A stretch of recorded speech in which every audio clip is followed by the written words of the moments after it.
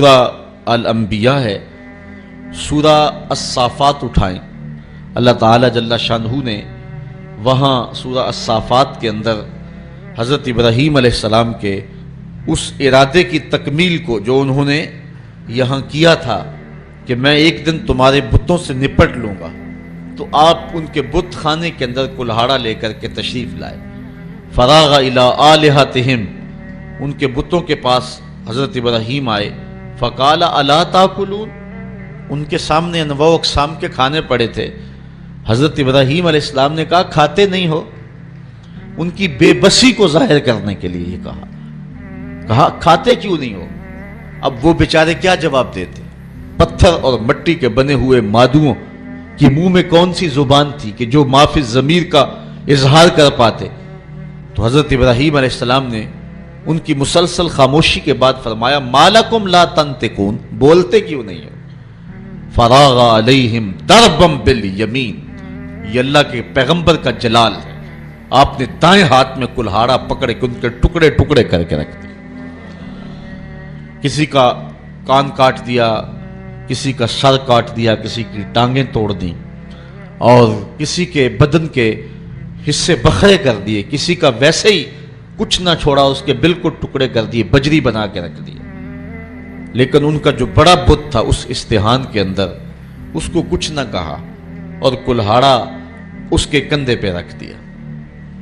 اب قرآن مجید میں یہاں سورہ انبیاء میں جو اس واقعہ کو بیان کیا ہے وہاں انداز دیکھیے۔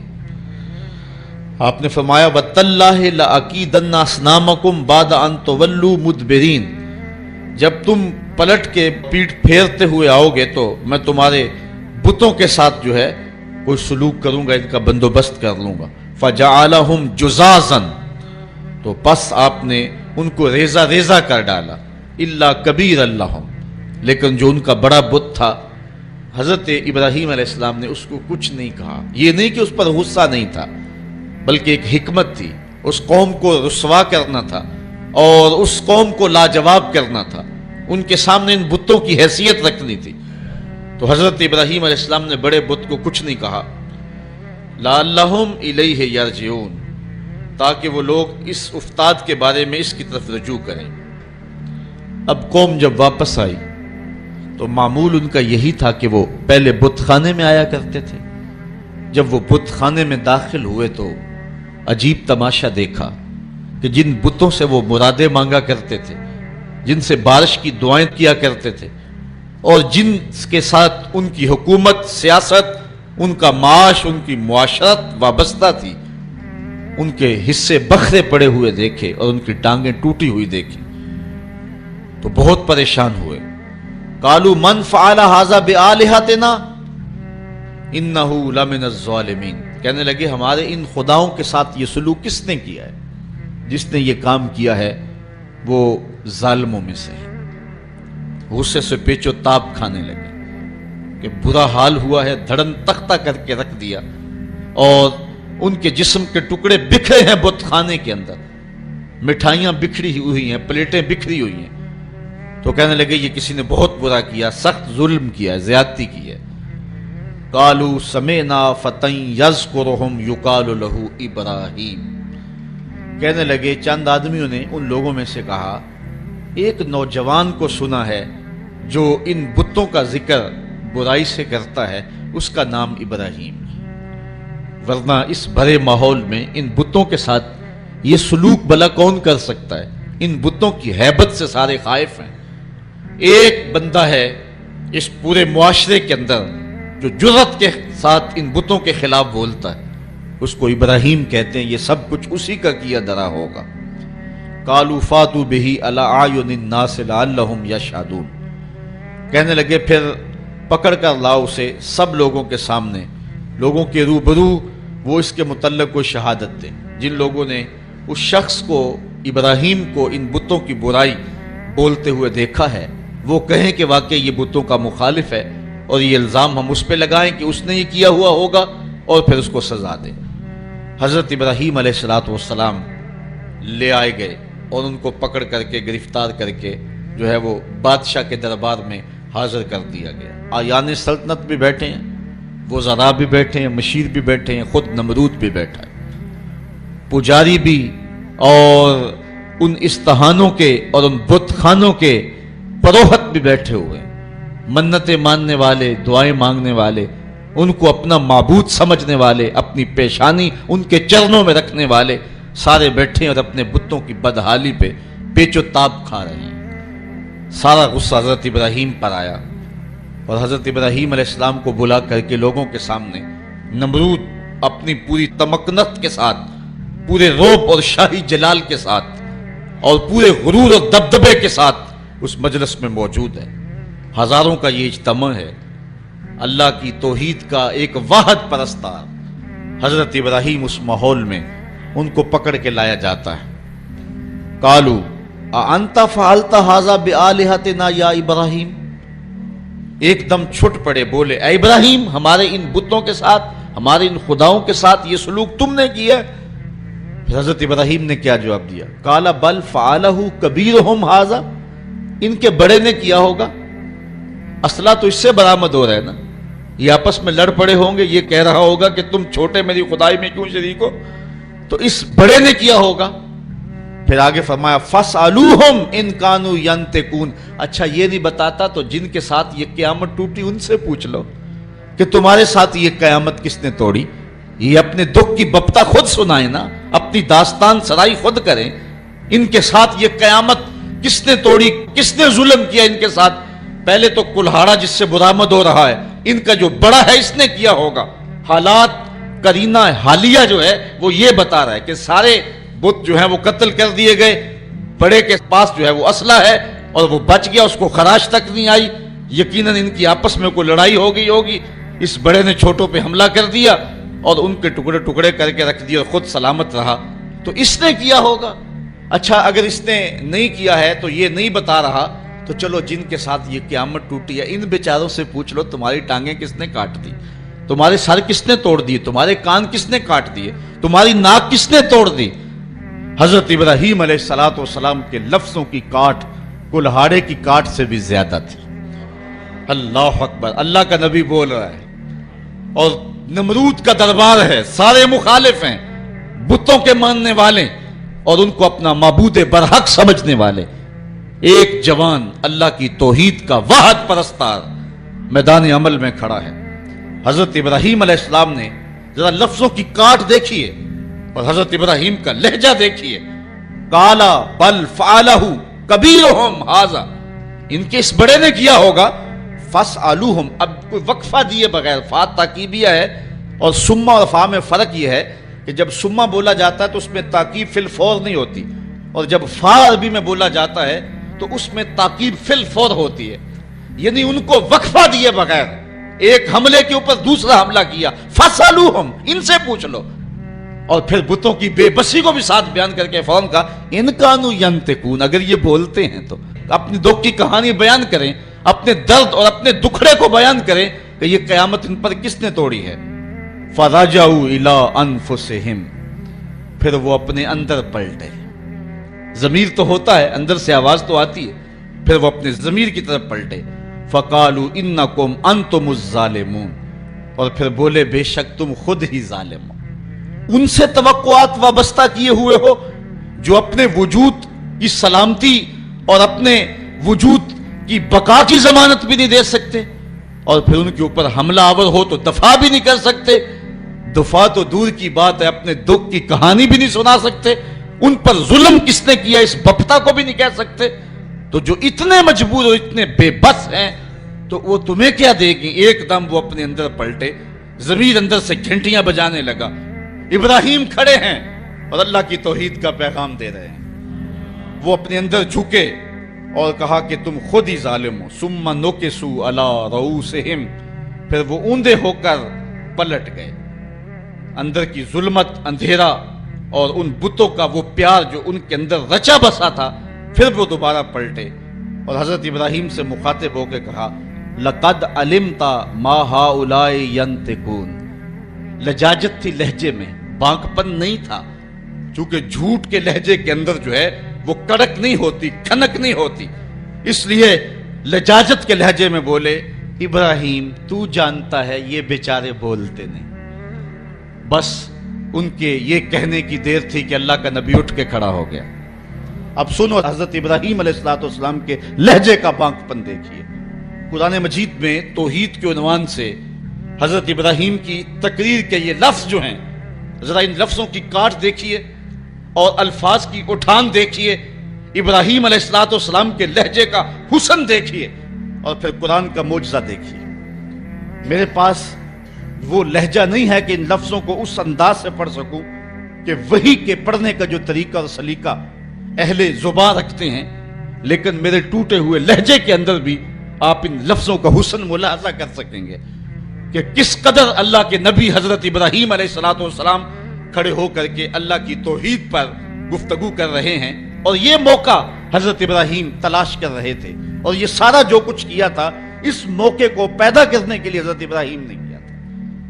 اب حال یہ ہے کہ نمرود بھی بیٹھا ہے، اس کے آیان سلطنت بھی بیٹھے ہیں، وزراء مشیر بھی بیٹھے ہیں، حکمران طبقہ بھی بیٹھا ہے، عوام بھی بیٹھے ہیں، پروہت بھی بیٹھے ہیں، پجاری بھی بیٹھے ہیں، سارے بیٹھے ہوئے ہیں. اور حضرت ابراہیم علیہ السلام جب حجت پوری کر لی اور ان کو کہا ان سے پوچھ لو، بڑے نے کیا ہوگا، اچھا یہ بولتے ہیں تو ان سے سوال کر لو، تو وہ اپنے ضمیر کی طرف لوٹے اور پھر پلٹ آئے دوبارہ گمراہی کی طرف. لہجے میں جو ہے وہ توتلا پن تھا، رک رک کے کہہ رہے تھے، لجاجت تھی، ٹپک رہی تھی لہجے کے اندر، بے بسی تھی. حکمران ہونے کے باوجود اتنا طبقہ ایک تنہا شخص سے مخاطب نہیں ہو رہا اور آنکھیں ملانے کے قابل نہیں ہے، جھکی نظریں ہیں، زبان بل کھا رہی ہے، لجاجت ہے، پیشانی اور بدن پہ پسینہ چھوٹا ہوا ہے، اور کفر کے یہ سرغنے لجاجت برے لہجے میں کہتے ہیں لقد علمت ما هؤلاء ينطقون. ابراہیم تو جانتا ہے یہ بیچارے بولتے تو نہیں، ان سے کیا پوچھیں، یہ تو بولتے نہیں ہیں. بس یہ کہنے کی دیر تھی، اللہ کا نبی کھڑا ہوا. اب سنو حضرت ابراہیم کا لہجہ. قالا افتعبدون من دون اللہ ما لا ينفعکم شیئا ولا یضرکم اف لکم ولما تعبدون من دون اللہ افلا تعقلون. حضرت ابراہیم علیہ السلام نے فرمایا ان کو پوچھتے ہو اللہ کے علاوہ جو نہ نفع دے سکے نہ نقصان پہنچا سکے. اب ایک اور دیکھیے وار کلہاڑے کا، اف لکم. ذرا دیکھیے کیسی کاٹ ہے، بیٹھے ہیں شاہب، وقت بھی سامنے بیٹھا ہوا ہے، اللہ کا نبی بول رہا ہے. ابراہیم علیہ السلام کے لہجے کے اندر جلال ہے اور پورے رعب کے ساتھ اللہ کا نبی اللہ کی توحید کا پیغام دے رہا ہے. اف لکم، افسوس ہے تمہارے جینے پہ، اف لکم ولما تعبدون من دون اللہ، اور افسوس ہے تمہارے ان خداؤں پہ جن کو تم اللہ کے علاوہ پوچھتے ہو. افلا تعقلون، تمہاری کھوپڑی میں دماغ نہیں ہے، ان کو پوچھ رہے ہو جو اپنے دکھ کی کہانی بھی نہیں سنا سکتے. اب جب دلیل سے بات نہ ہو سکے اور جب کسی کے لفظوں کی کاٹ نہ کی جا سکے تو جو طاقتور لوگ ہوتے ہیں ان کا لہجہ دوسرا ہوتا ہے. جلا دو، ٹکڑے کر دو، مار دو، بوٹیاں نوچ لو. انہوں نے کہا قالو حرقوہ وانصروا آلہتکم ان کنتم فاعلین. آپس میں بولے اس کی زبان تو روکی نہیں جا سکتی، اس کے لہجے کا جواب تو دیا نہیں جا سکتا، اپنے بتوں کا دفاع تو ہو نہیں سکتا. ہمارے اس معاشرے میں یہ ایک شخص کھڑا ہو گیا اور ہمارے بتوں کے خلاف بول رہا ہے، اب اس کا جواب تو تم دے نہیں سکتے، اس طرح کرو کہ اس کو جلا کے راکھ کر دو. آج جو ٹیری جونز نے امریکہ کے اندر کتاب رحمت کے ایک نسخے کو جلانے کا اعلان کیا ہے، یہ اپنی شکست کا اعلان کیا ہے. قرآن کی صداقت کے آگے بول نہیں سکا ہے. قرآن کا یہ نعرہ، اگر اس کتاب رحمت میں تمہیں شک ہے تو اس کی مثل ایک صورت ہی لا کے دکھاؤ.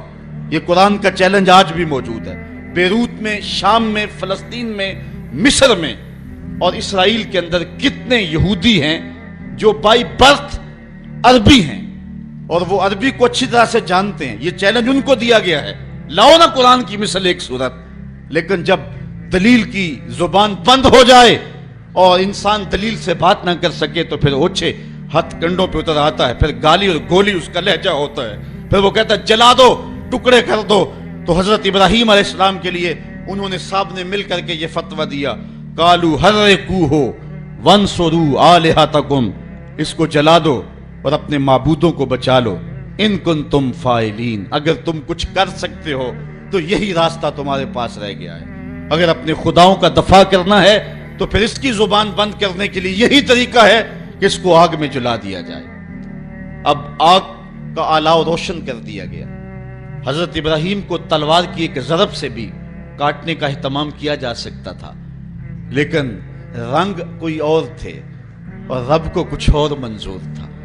ایک چخا تیار کی گئی اور مفسرین لکھتے ہیں کہ اتنی بڑی تھی کہ اگر اوپر سے فضا سے کوئی پرندہ گزرتا اور اس سے اٹھنے والی گرمی اور حرارت اور حدت سے وہ جل بن کر کے کباب بن کر کے نیچے جو ہے وہ گر جاتا۔ اب جب چخا جلالی روشن کر لی، اب ابراہیم علیہ السلام گرفتار ہیں اور ان کو پکڑ کے آگ میں ڈالیں تو کیسے ڈالیں، قریب تو جایا نہیں جاتا۔ ایک منجنیق تیار کی، اس کے ایک پلڑے میں حضرت ابراہیم علیہ السلام کو بٹھایا، ان کے بدن پہ رسیاں جو ہے وہ باندھی اور ان کو جکڑ کر کے اس منجیق میں رکھا کہ اس کو گھما کر کے اس آگ میں ڈال دیں گے۔ جب منجیق کو گھمایا جانے لگا، کارکنان قضاء و قدر میں کوہرام مچ گیا۔ مالک، اس دھرتی پہ تیرا ایک ہی تو پرستار ہے، تیرا ایک ہی تو پوجنے والا ہے، اگر یہ بھی نہ رہا تو پھر تیری توحید کا اعلان کون کرے گا؟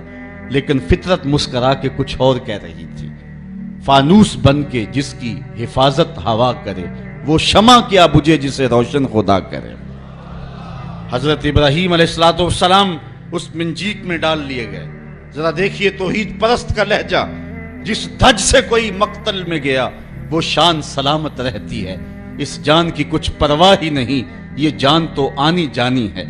ابراہیم علیہ السلام کے بارے میں ان کا خیال تھا کہ جب جلتی ہوئی آگ کے بھڑکتے ہوئے شعلے دیکھیں گے تو اپنے موقف سے رجوع کر لیں گے، لیکن جن کے اندر چراغ توحید روشن ہو، بھلا وہ ان بھڑکتے ہوئے شعلوں کو خاطر میں کیسے لاتے ہیں؟ حضرت ابراہیم علیہ السلام چرخی میں بیٹھے اور جب اس چرخی کو گھمایا گیا، حضرت جبریل امین حاضر ہو گئے۔ عرض کہی، اے ابراہیم، میں اللہ کے ہاں قرب خاص رکھتا ہوں اور میرا آنا جانا سدرہ تک ہے، اگر اللہ سے کچھ کہنا ہے تو مجھے کہیے، میں اللہ کی بارگاہ میں عرض کر دیتا ہوں۔ تو حضرت سیدنا ابراہیم علیہ السلام بولے کہ اے جبریل، تیری مہربانی پیشکش کی، مجھے تیرے سے کوئی حاجت نہیں ہے۔ جبریل نے عرض کی کہ اچھا چلو اپنے رب سے خود ہی عرض کر لیجئے، اس مشکل اور آڑے وقت میں آپ کی حفاظت کی جائے۔ آپ کی حفاظت اس قاض کی حفاظت ہے، آپ کا بچ جانا دین اسلام کا بچ جانا ہے، اس لیے آپ خود عرض کر لیجئے۔ حضرت ابراہیم بولے، اے جبریل امین، مجھے یہ بتاؤ، کافروں کے دل میں یہ بات کس نے ڈالی کہ میرے لیے آگ کے یہ الاؤ روشن کیے جائیں؟ کہا رب جلیل نے۔ کہا اگر جلیل کی یہ مرضی ہے تو پھر خلیل کی بھی یہی مرضی۔ جے سونا میرے دکھ وچ راضی تے میں سکھ نو چلے ڈاواں، اگر اس کی رضا ہے کہ میں جلوں تو میں 100 بار جلنے کے لیے تیار ہوں۔ اچھا، انہوں نے اس منجنیق کو گھما کر کے حضرت ابراہیم علیہ السلام کو آگ میں ڈالا۔ حوروں کی چیخیں نکل رہی تھی، عرش مولا تھرا رہا تھا، کارکنان قضاء و قدر پریشان تھے کہ دھرتی پر ایک ہی رب کی توحید کا متوالا اور اس کو بھڑکتی ہوئی آگ کے شعلوں پہ ڈالا جا رہا ہے، لیکن قدرت نے جو دکھلانا تھا وہ کچھ اور تھا۔ جب حضرت ابراہیم کو گھما کر کے آگ میں ڈال دیا گیا، ادھر حضرت ابراہیم آگ میں پہنچے، ادھر آگ کو رب کا سندیسہ پہنچا، قلنا یا نارو کونی بردم و سلامن علی ابراہیم۔ ہم نے آگ سے کہا، اے آگ ٹھنڈی ہو جا، اتنی ٹھنڈی بھی نہ کہ میرے خلیل کو سردی لگ جائے، ٹھنڈی بھی سلامتی کی ہونا، میرے ابراہیم پہ ٹھنڈی ہو جا۔ حضرت ابراہیم علیہ السلام اس آگ میں آ گئے۔ باہر تو بھڑکتے ہوئے شعلے تھے، اندر جنت کی ہوائیں چل رہی تھی۔ ایک دن نہیں، 2 دن نہیں، 40 دن تک اللہ کا خلیل اس آگ میں رہا ہے۔ 40 دن تک حضرت خلیل اللہ اس آگ کے اندر رہے۔ اندر گلزار بنا ہوا تھا، جنت کا ماحول تھا، فردوس کی جو ہے وہ بہاریں تھیں اور باہر آگ جل رہی تھی۔ باہر کوئی جاتا تو وہ دور سے بھاگ آتا۔ اب ان کا تو خیال تھا کہ راکھ بھی نہیں بچی ہوگی، لیکن آگ کے جب شعلے سرد ہوئے اور جب کوئلے بجھے تو حضرت ابراہیم کوئلوں پہ چلتے ہوئے یوں آ رہے ہیں جس طرح کوئی نازنین پھولوں پہ چلتا ہوا آتا۔